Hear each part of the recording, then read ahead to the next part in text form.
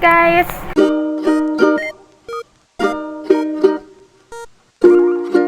It's Jen. So, today is February 27, 2024. And last vlog ko was February 9 pa. Ang tagal ko nang hindi nag-vlog kasi wala rin naman kasing ginagawa. Wala rin naman ganap sa buhay recently. Kaya hindi din ako nag-vlog. And yeah.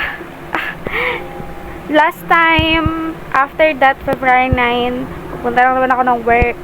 And then, iniyakan ko lang naman yung manuscript ko. So, and that manuscript about AMI, sa, ano ko na siya, separate video ko siya ikukwento.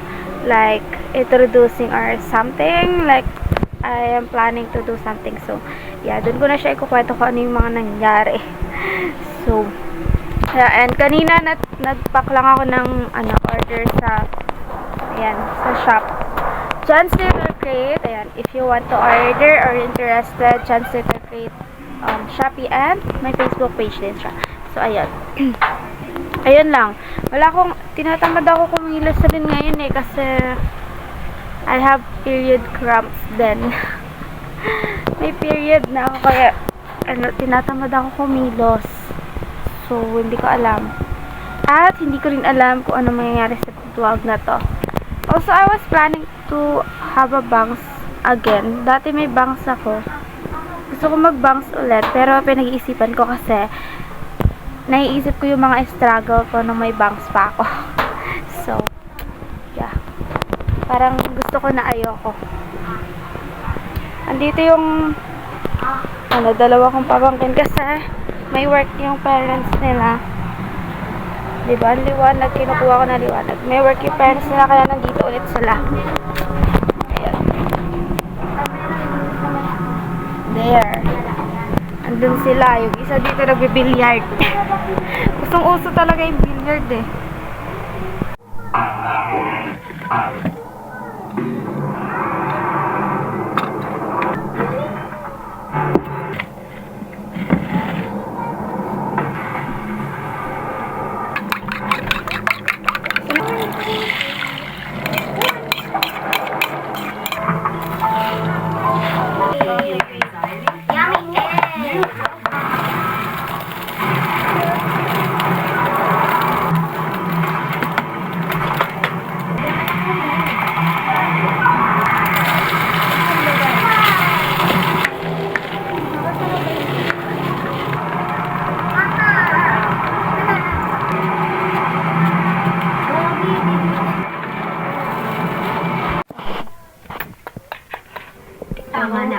Yan, expert tayo.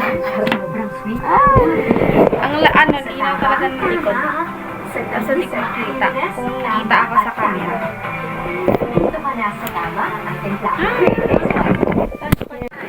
This is Jenna. Ang makulit na Jenna. Nanood sila. Ang haggard ko. Di pa ako naliligo. Ayan, antay ko lang yung sinama. Ayan. Nangaluto.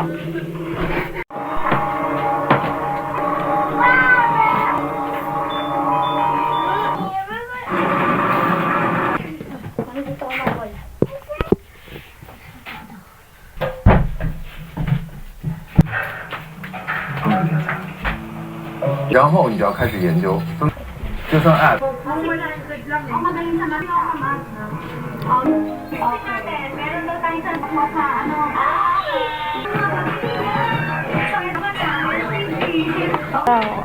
Hindi siya mukhang attractive. Ayan, naligo na ako. Tapos, after ko maligo, ayan, inano ko yung macaroni niya. Hindi ka na kung naririnig ako. Pero, ayun yung kakainin namin for dinner. Yeah. Hindi siya mukhang attractive. Pero, nilagyan lang siya ng gatas. Siguro may lasa naman. So, yan, titikman ko siya. Ay, tinikman ko na pala. Tinikman ko na, hindi siya masyadong matamis. Hindi rin naman siya matabang. So, sakto lang. Trip lang namin. Like, gusto namin i-try. Kasi, merong naiwan. Natira na macaroni. So, inisip ko kung anong pwede. Sopas sana kasi masyado ng usual sopas ang ginagawa dito. So, ayun na lang. So, kanina hindi ako masyado nag-vlog kasi yung after ka nanonood lang ako and then nagsusulat. Tapos, ayun, after naligo ako and then gumawa na to. It's 4 na. So, ayun. Ayan siya. Dito ako makain kasi sayang yung lata. May lasa pa yan. Hey guys! Good morning! So, today is February 28 and tomorrow last day na ng February. Hindi ko na natuloy yung vlog ko kahapon kasi nanood lang naman and then wala na. Tsaka period cramps kaya medyo tinatamad ako. Ang ingay nila. Ayan, ang ingay. So, hindi ko na tinalay yung vlog ko kahapon kasi may period cramps na nakakatamad. And yun lang naman yung ginawa ko kahapon. Yeah, nothing's interesting. So, ngayon, same day. So, gusto ko ligpit din sa labas kasi nakakalat yung tokes. And hindi ko alam kung pupunta dito ulit yung mga pamangkin ko. Not sure kung may pasok ulit si ate.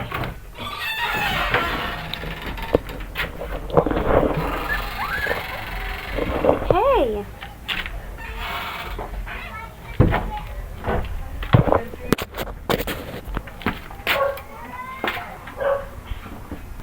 Hey! Ay, sira pala siya.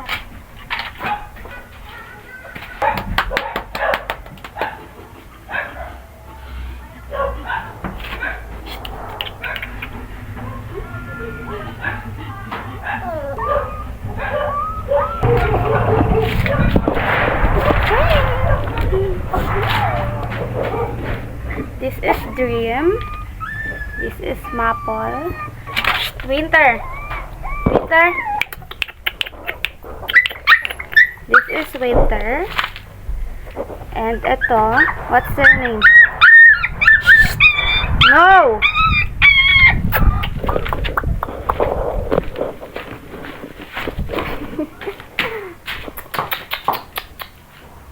Ini dari babae ka pa. Ano? You're so ingay, ha? You're so ingay. Ha? You're so ingay.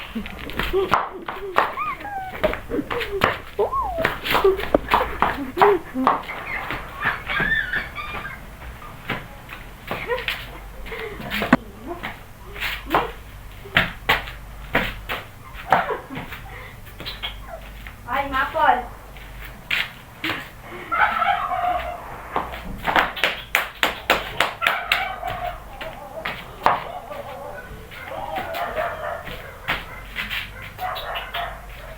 Yan ka na. Nakakapagod.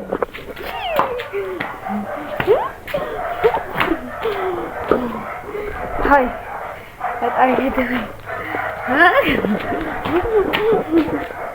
Ano?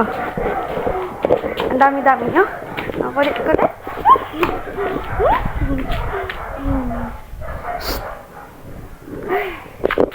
Dito si Cutie, ah. Cutie. This is Dream. Ay, Winter. No, I'm not a food. Yeah.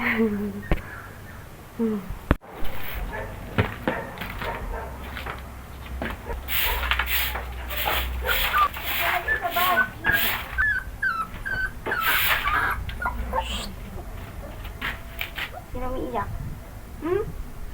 No going.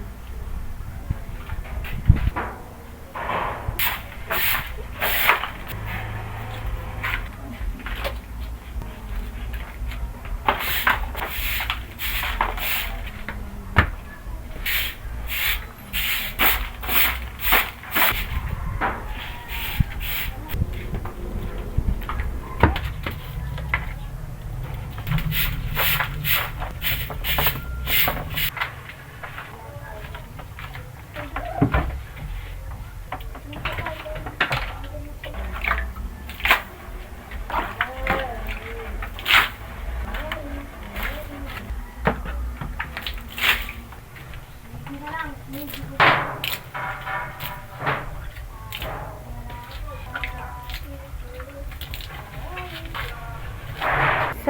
binasa ko lang siya para malas yung alikabok. Hey! Ayan. I want to tell you a story, guys. A real life story.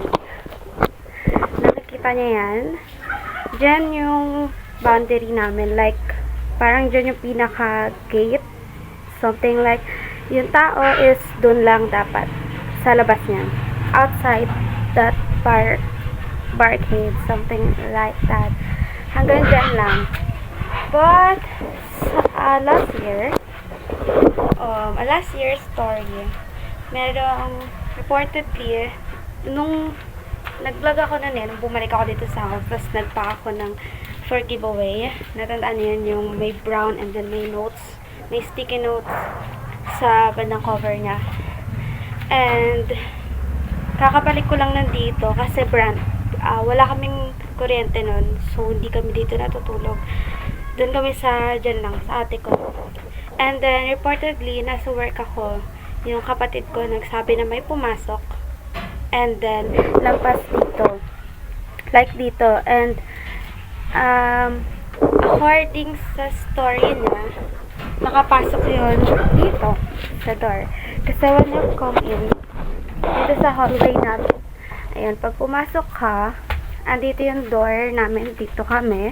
And then dito sa kabila, which is dito kami nagluluto dati and then nagsasampay right now, is my kuya's house. And it's under construction pa. Hindi pa niya ginagawa. So, according sa story ng kapatid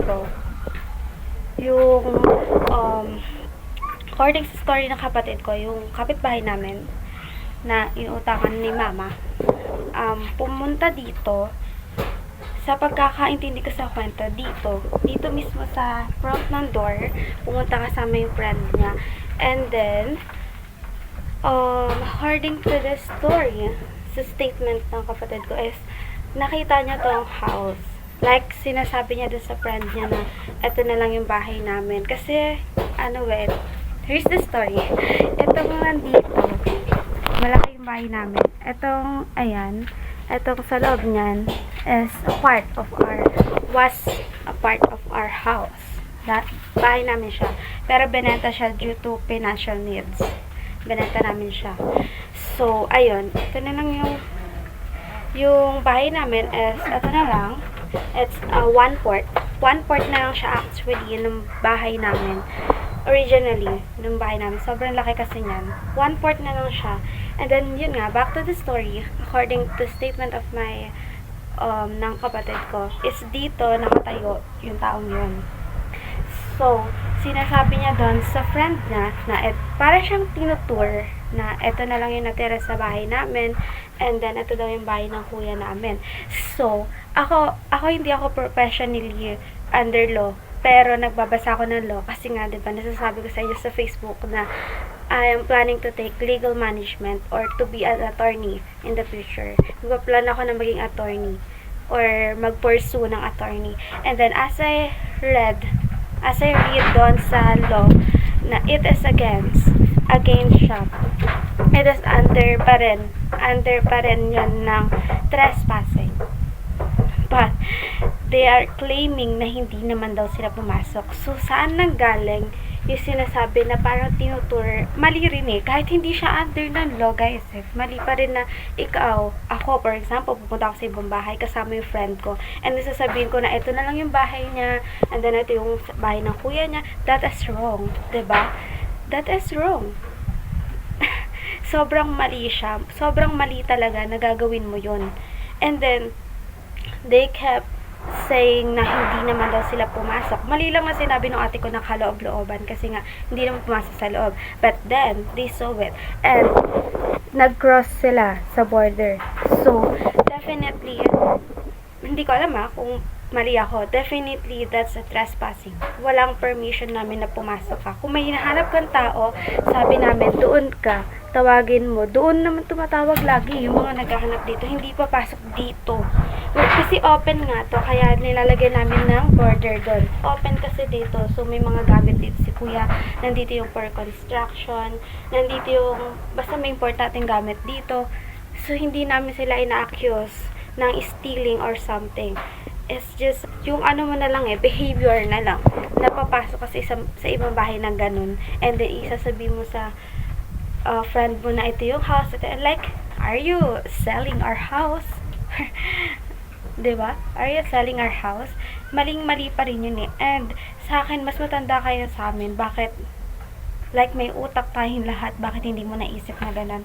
So, I came to nagpunta ako sa barangay and then nireport ko. And I was pissed for the second time. Kasi nung nandun ako, that woman wasn't about to take my complaint. Like, parang ayaw pong pakinggan, like, ayaw pang i-record yung complaint ko. Like, why? Diba? Sabi, simple lang naman daw yon. We are worried. Kasi, naiiwan lang dito yung kapatid kong mas bata. Pangatlo sa bunso. So, lahat kami nasa work. We are just worried. Bakit wala kaming karapatan na ireklamo yun, diba? Tapos, hindi talaga ako umalis dun sa upuan. Unang pasok ko, nakangiti pa ako. I was brightly came in, pero biglang naglaho yun kasi nga doon din sa behavior nila. Kasi para sa akin, that is against trespassing law pa rin talaga, and I have to report it, diba? So ayun yung last year story yun eh. Last year siya nangyari dito, that yun nga yung nagpapakata, doon siya nangyari. Ngayon ko na lang siya nakwento kasi naalala ko. And then, na-report ko naman siya successfully. We are not talking. Kami naman kasi yung taong okay lang, sige, ganyan ninyo kami. Because I believe, ako mismo, I believe that karma is the real bitch. And kung kailangan, I can be the bitch to bring you the karma. Pero yun, tahimik lang ako the whole time. Hindi ako nakipag-argue sa kanila. Yung ate ko lang nakipag-argue in the middle of the night. Kasi hindi naman ako ganun tao na makikipag-argue. I was most likely moving in silent. So, hindi din nila alam anong tawag doon? Na nag-report ako, na pinablatter ko sila yun. Hindi nila alam. Pero yun, we are not talking anymore. So, yeah. Sobrang mali naman kasi talaga eh. Pumasok naman kasi talaga sa property namin eh. That's a part of our property. Doon na lang talaga yun. Kasi originally, dito naman talaga yung bahay namin. Hanggang dyan naman talaga. Kasi yung door pa yan eh. Andyan pa nga yung door frame. So, technically, this is inside pa rin. And then, okay nga lang sana kung dyan eh. Okay lang naman. Pero, nakaka-peace lang talaga doon yung sinabi na parang tinutour. Naka-open pa yung door that time. Tapos, tinuturo na, ayan. Kasi pag open mo, kita yung loob. And then, medyo mali pa yung pag-construct kasi yung door is tapat sa door ng CR. What if may pumasok sila bigla? Tapos, what if may tao sa CR and then nakahubad? Diba? So, maling-mali talaga. I don't know kung anong utak meron sila at hindi nila magets. Yun na lang na behavior na yun. The attitude. Hindi ko alam. Minsan yung mga tao talaga, makikita yung utak. Sorry for the word. Pero minsan yung mga ganun talaga tao. And you can't win anyway. You have to be silent na lang talaga.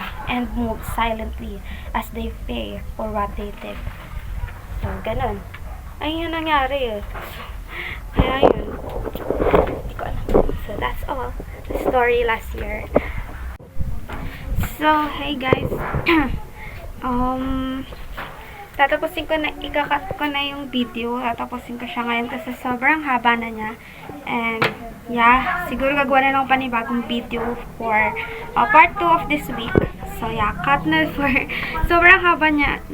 As you can see, ang haba na niya for my 15 minute lang sana to 20. Okay, nagto 20. Pero, feel ko lalagpas siya na 20. So, I'm cutting it now. Thank you so much for watching this video.